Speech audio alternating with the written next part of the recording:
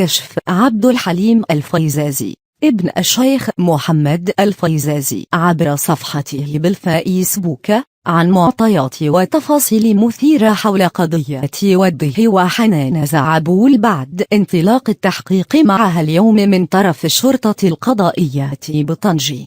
وجاء في تدوين الفيزازي: حنان الآن بعيدة عن منابر الأعلام تواجه الوقائع والدلائل والحجج والبراهين. وتابع ابن الفيزازي: هي ما طالب بتقديم الحجج والدلائل التي تثبت قضية الإكراه على الأجهاض والاختطاف والزواج بلا قانون. دخلت إلى مقر الشرطة القضائية في الساعة 1 زوال، ولا زالت لحد هذه اللحظة في استضافة الشرطة القضائية تقريبا 8 ساعات.